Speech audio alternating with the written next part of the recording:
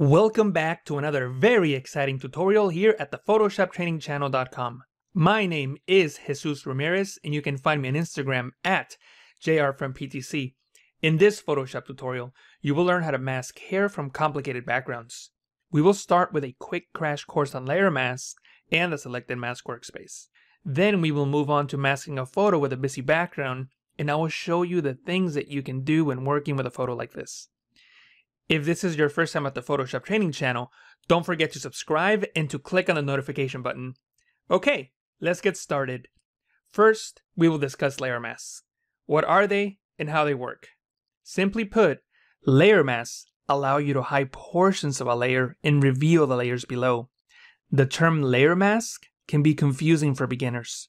You can also think of it as simply layer transparency. The layer opacity slider controls the transparency of the entire layer at once. At 100% opacity, you can see the entire layer. This is 50% opacity. The layer is showing at half strength. And at 0% opacity, it hides the entire layer. It is completely transparent. A layer mask also gives you the ability to control transparency, but with more precise control over specific areas. You can create a layer mask by selecting the layer, then clicking on the new layer mask icon to apply a layer mask to the layer. Applying a mask to a layer will not cause any immediate visual differences unless you have an active selection, in which case you will create a mask in the shape of that selection. Notice the layer mask thumbnail. It is completely white, which means that all the contents of this layer are at 100% opacity and that there is no transparency. You can use the brush tool to paint with any shade of gray or black to reduce the transparency of the areas that you paint on. I'm going to set my foreground color to black. Notice that the focus, the white outline, is around the layer mask, which means that if I paint on the canvas, I will affect the layer mask and not the pixels of the layer, and I will make those areas invisible. In other words, I'm reducing the opacity of those areas to 0%. To better understand how white, black, and the different shades of gray affect layer transparency, open the foreground color picker by double-clicking on the foreground color. Then set the hue and saturation to 0 and set the brightness to 100. Notice that we now have white as the foreground color. This means that we have 100% opacity. If we paint with white on the layer mask, everything will be visible, which is why the layer mask was completely white when we first created it, so that everything shows. If we type 50% in the brightness input box and then paint with this shade of gray, those pixels will have 50% opacity, the same transparency as dragging the opacity slider to 50%. And as you might have guessed already, if we type 0% in the brightness input box, we will be painting with black, which is 0% opacity, and that makes the areas that we paint over completely transparent. If I press OK and start painting with black, you will see how I'm hiding those areas. I'm making them transparent. If I change to a different gray, such as 75%, now I'm painting with 75% opacity on that layer mask. And as you can see, layer masks are non-destructive, which means that we can always come back and edit the mask. Also notice how now the layer mask thumbnail is no longer completely white. It contains the shape that we painted using 75% gray. Now that you have a basic understanding of how masks work, let's look at how to extract this person from their background. Then we will move on to a photo with a busy background. In this case, we have a solid background, which of course makes the person a lot easier to extract, and this should be the way that you shoot your photos for when you are compositing. That is the way professionals do it. Even in the film industry, filmmakers place their actors in front of green screens to make the extractions easier in post-production. It's the same idea in photography and compositing. Of course, background removals are much more difficult on low-quality images or photos with busy backgrounds. They require more work, and there are no easy solutions. But no worries, we will talk about busy backgrounds in this video because sometimes you have no choice but to use what a client gives you. My preferred workflow is to create a layer mask from a rough selection. You can select the quick selection tool for this, select it from the tools bar or press W on the keyboard, then click and drag around your subject to create the selection. If you make a mistake, you can hold the Alt key or Option on the Mac as you click and drag to subtract from the selection. Once you have a selection that contains all the main elements of the person, you can click on the layer mask icon to create a mask based on that selection. Then use the selected mask workspace to refine the mask. You can open it from the properties panel. Selected mask is a dedicated workspace that helps you make precise selections and masks to cleanly separate foreground and background elements. It is important to note that the selected mask workspace replaces the Refine Edge dialog box found in earlier versions of Photoshop. So if you're not on Photoshop CC, you will not see this new workspace. However, they both offer the same functionality, but the selected mask workspace does it in a streamlined way. If you are on Photoshop CC, but you prefer the old Refine Edge dialog box, then you can hold Shift and go into the Select menu and click on Selected Mask while you have a selection or mask active. This brings up the old dialog box, and you can work with that if you like. I prefer the new Selected Mask workspace, and that's what we will use in this video. There are many settings and tools that you can use in a Selected Mask workspace that will allow you to refine your selections and masks, but generally speaking, I like to start by selecting a view that gives me a good representation of what my selection looks like. In this case, onion skinning, the default view works. I can use a transparency slider to show or hide the unselected areas. You can then use the tools in the toolbar to add or subtract to the selection. Notice that we have a few selection tools here, including the quick selection tool, and you can use these if you need to continue adding or subtracting to your selection. In this case, I don't need to do that. Instead, I'm going to focus on and take advantage of the edge detection tools and settings. First, you need to understand that this workspace, just like the old Refine Edge dialog box, is all about working with the edge of the selection. You can start with the radius. The radius determines the size of the selection border in which edge refinement occurs. You can think of this as a stroke around the edge of the selection where Photoshop looks to make the refinement adjustments. You can actually see this border if you check the Show Edge checkbox. Notice how the edge increases and decreases as I adjust the radius. The Smart Radius allows for a variable width refinement area around the edge of your selection. In other words, Photoshop will automatically change the refinement area based on the contents of the image. I started with these two options because I wanted you to see what the edge is and how all these sliders help adjust that edge. The next tool that you should be aware of is the Refine Edge brush tool. It allows you to precisely adjust the border area in which edge refinement occurs. For example, brush over soft areas such as hair to add fine details to the selection. You can use the left and right bracket keys on the keyboard to adjust the size of the brush. Notice that as I brush over the hair, the preview is updated and the background is removed from in between the hair. Also notice that if I enable the Show Edge checkbox, the border was adjusted in the areas that I painted on. If I continue painting with the Refine Edge brush tool, the edge of the selection will change. Again, this works great for portraits of people with long flowing hair since you can tell Photoshop exactly what areas to apply the edge refinements. I'm going to undo these last few edge refinements and disable the edge view. You can then use the global refinements as needed. I'm going to change the view to black and white so that you can better see how these adjustments affect the mask. Smooth reduces jaggedness in the selection border to create a smoother outline. Feather blurs the transition between the selection and the surrounding pixels. Contrast makes bright areas in the mask brighter and the dark areas in the mask darker, so it reduces softer transitions. Shift Edge moves soft edge borders inward with negative values or outward with positive values. Shifting the edge inward can help remove edge halos from certain selections. The adjustments that you should apply in this workspace, of course, all depend on the object and selection that you have. But most of the time I seem to adjust the smoothness and shift edge. When you're done, you can press OK and your mask will take on the adjustments that you applied. And there's a few things that we can do to further refine the mask. For example, we can use the dodge and burn tools, which darken or brighten pixels. So with the burn tool, we can darken pixels. With the layer mask selected and using the burn tool, I can come into this area here in between our arm, and you can see how we have a halo. With this tool, I can simply paint and remove that halo because I'm making those edge pixels darker, therefore I'm hiding them. If I go too far, I can either use the dodge tool to brighten those pixels back up, or I could come into the brush tool and paint with white. I'm going to use the left bracket key on the keyboard to reduce the size of the brush, and paint with white to get those pixels back.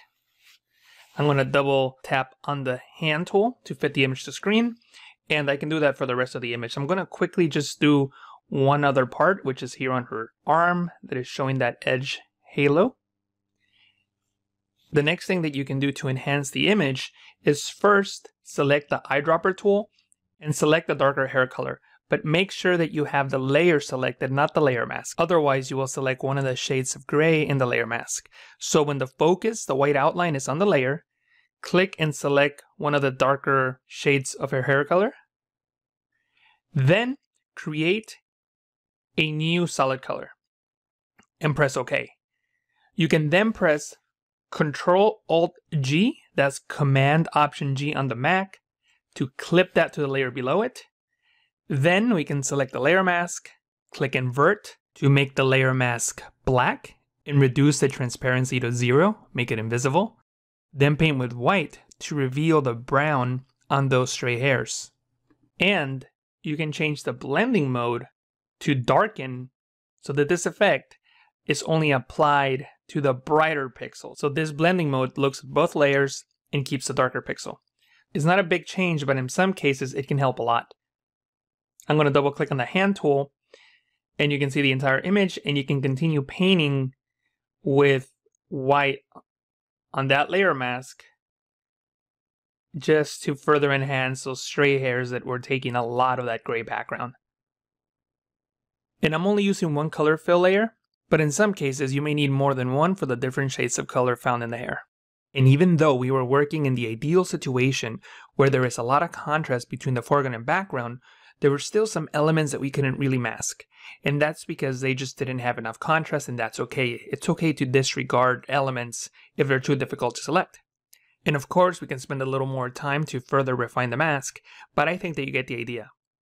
As you can see, this is a very simple task if your foreground and background have enough contrast between each other.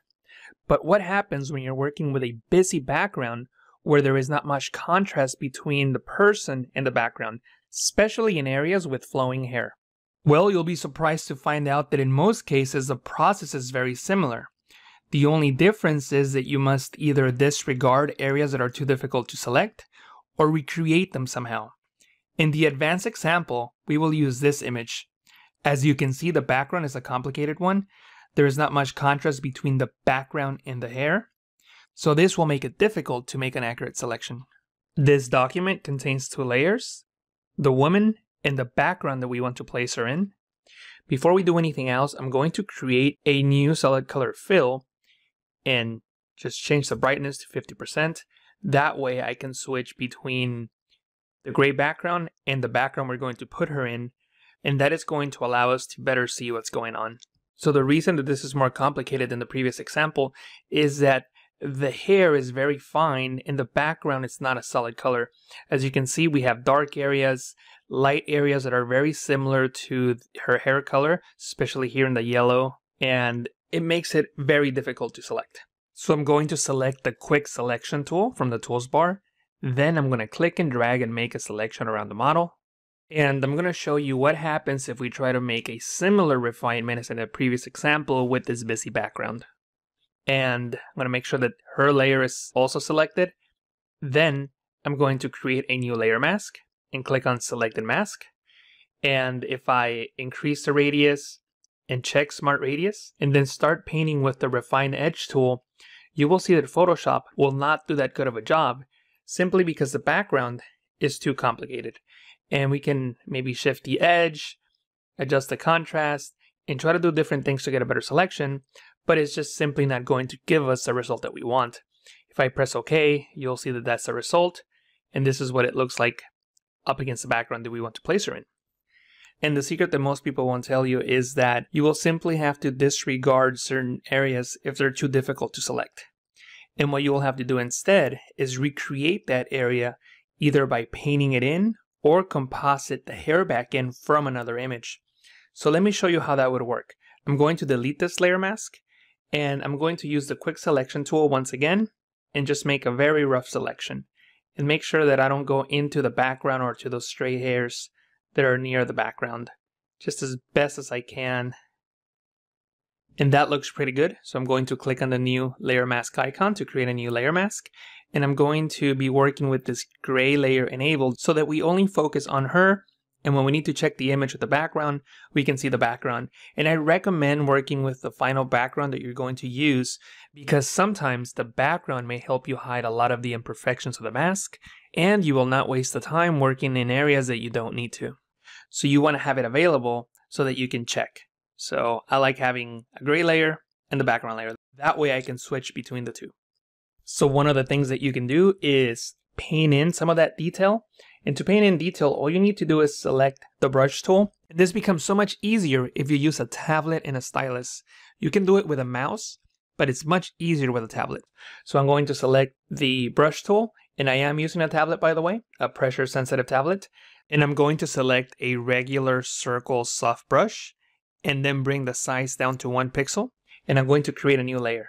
And notice what happens when I paint. It's just a single line. Then I can go into the properties of the brush settings, make sure that I have transfer selected and control is set to pen pressure, and do the same thing for shape dynamics. Enable that, and control, set it to pen pressure. Now notice the difference. If I paint lightly, you can barely see that line, and if I push in hard on the pen, then you can see it, and that allows me to create effects like that.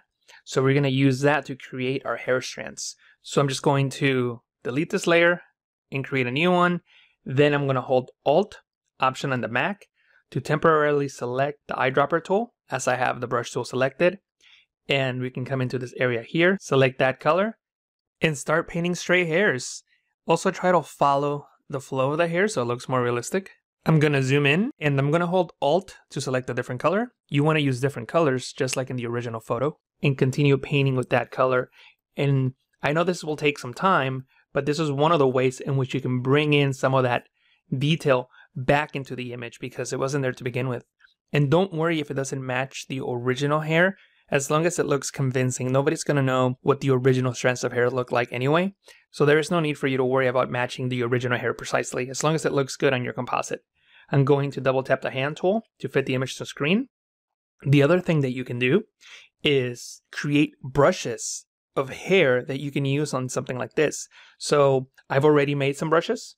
So I'm going to select my brush tool again, and I'm going to go down to these hair brushes. So this is one here that I've made, and it's pretty big now. So I'm just going to reduce the size.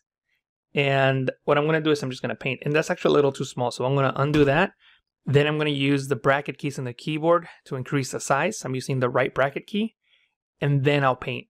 And as you can see, it's that hairball that I can now use to place accordingly anywhere on this image. And by the way, I had to do that on a new layer so that I don't move the original paint strokes. So let me undo that, create a new layer, and once again, paint that hair back in there.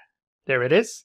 I'm going to press the V key on the keyboard to select the move tool, and I can just move that and place that accordingly. So I can place that behind her in any one of these areas where I think the hair would work. And I can press Control T, Command T to transform, and transform that and distort it any way that I need.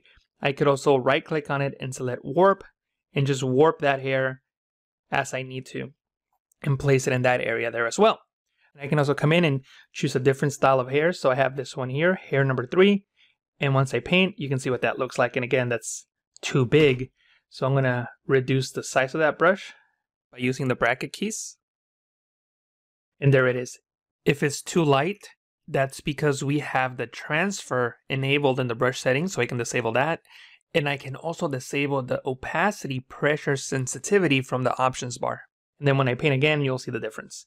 So let me undo those changes by pressing Control-Alt-Z, Command-Option-Z on the Mac, create a new layer, tap to paint, and I can move that layer and place it anywhere that matches, but in most cases, you will have to transform it. So I'm going to press Control-T, Command-T to transform, then right-click to flip horizontal, and I can move that and place that into position somewhere else, maybe here. Then double click to the side of the layer to bring up the layer styles. Check color overlay. Then double click on the color to bring up the color picker and select a similar hair color. And you can always come back into that original layer where we were painting with that 1 pixel stroke and continue painting with a 1 pixel stroke to sort of blend in those areas. And in this case, I probably would need a darker color and then paint that in just so that it blends better. So that's basically what you would do with those brushes. Now I'm going to show you how to create those brushes. I have this file here, which has the final brush composite, but it came from an Adobe stock image, and you don't have to use a stock image. You can just take photos on your own and then convert them into brushes. I just found it much easier to find a stock image that was already isolated, and I can convert that into a brush. So basically what I did is go into the channels panel, because you can use channels as selections as well. And this technique could be used for anything, not just this example. So as you watch this, think about how you can apply this technique to your images. So we have 3 channels, red, green, and blue. What you need to do is click on each individual channel and see which channel has the most contrast between the foreground and background. In this case, the blue channel has the most contrast. So you can click and drag that into the new channel icon to duplicate it. And then we can adjust the contrast of the image to further isolate the foreground from the background. But before we do that, I'm going to press Control-I, Command-I on the Mac to invert, because the white pixels is what we're going to keep. So we want to keep the hair. Then you can do several things. You can go into Image, Adjustment, Levels, and use the levels to adjust the brightness of the image. That way you can better isolate the hair from the background.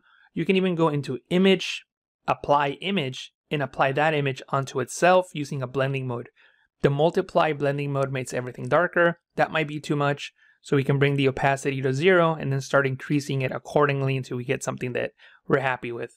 And then we can press OK. And I can see a lot of gray inside of the hair. That probably should be white. So I'm going to go into Image, Adjustment, Levels once again, and just click and drag this white point to the left to make those pixels brighter. Then we can simply hold Control, that's Command on the Mac, and click on the channel thumbnail to make a selection out of the bright pixels. Then I can click on RGB, go back into the Layers panel, and create a new layer and fill that layer with black. So I'm going to make sure that black is my foreground color. So I'm going to click on that icon there. Then I'm going to hold Alt and Backspace. That's Option Delete on the Mac to fill with the foreground color, which is black. And I can do that one more time to make that even darker. Then I can press Control D, Command D to deselect. And I'm going to switch over into the Move tool by pressing the V key on the keyboard. Click and drag this up. And then press Control J, Command J on the Mac to duplicate. So now I have 2 layers. Then Control T, Command T to transform. I'm going to flip it vertically and then flip it horizontally. And then I'm going to put it right about here. I'm trying to make sure that the shadows of the hair are not too noticeable. And since they are, I'm just going to right click on it and select Warp and just warp those in like so. Then I'm going to hit Enter. And I'm going to do the same thing for the layer number 1. Control T, Command T to transform. Right click, select Warp, and push the shadows, these shadows here on the bottom, so that they're not noticeable. And then commit the changes by pressing Enter, return the Mac. I'm going to hold Shift, click to select both layers, then press Control E, Command E on the Mac to put them into a single layer. That's called merging a layer. Then I can use this for my brush. So with that layer active, I'm going to go into Edit, Define Brush Preset, and you can call it whatever you like. I'm going to call it Hairball. So now there's my brush. So if I create a new layer, I can click, and there's my hairball. And again, you can press Control T, Command T to transform, and you can click and drag the corner handles and rotate it and warp it any way that you like so that it better helps the composite that you're working with. And I have one more that you saw just a second ago, is that long strand of hair. This is the image that I used. So if I come into hair number 3 and create a new layer and click, you'll see how that is that right there. It matches perfectly. So that's what I used to create that strand of hair. So you can use whatever you like. You can use portraits that you've already taken, or you can take photos of hairballs, or go into any stock photography website and download photos of hair, so you can have a library of hair that you can use for when you have to composite hair in those difficult situations. And by the way, you can even composite this hair in. You don't have to turn it into a brush. So if this model had similar color hair, I could have simply just copied this area, masked it out, and then I would have used that as the hair. So it doesn't have to be a brush. Also, I'm going to have these two brushes available for download on my website, photoshoptrainingchannel.com, or you can use a short URL, ptcvids.com, and then look for this tutorial. If you're watching on YouTube, then there will be a link to the page on my website right in the description, and you can download these two brushes if you like. I'm going to go back into the document that we were working with, and I just want to point out that it takes a lot of time to do this type of thing. I understand that, but it's really the only way of making it work. If you don't shoot your model up against a solid background with a lot of contrast, it's going to become very difficult for you to mask. So these are the alternatives. And what I'm going to do now is show you a finished version of this document. I'm going to disable this layer, and you can see all the different layers that I created, like these two hairballs, those strands of hair that were distorted, lines that I painted over to simulate straight hairs, and more hairballs of different colors. In some cases, I had to blur the hair strand layers to match the depth of field of the photo. So this is the after image. So if I were to disable all these layers, you will see what the original selection looked like. And I will enable the layers so that you can see what it looks like with all the hair that I composited in. I'm going to disable the mask by holding the Shift key and clicking on it. That's before and after. Notice that the strands of hair do not match perfectly, but that's okay. This took me about 30 minutes to complete, so it wasn't necessary for you to see every single step that I did. I was basically repeating the same 2 or 3 steps that you already saw to complete the composite.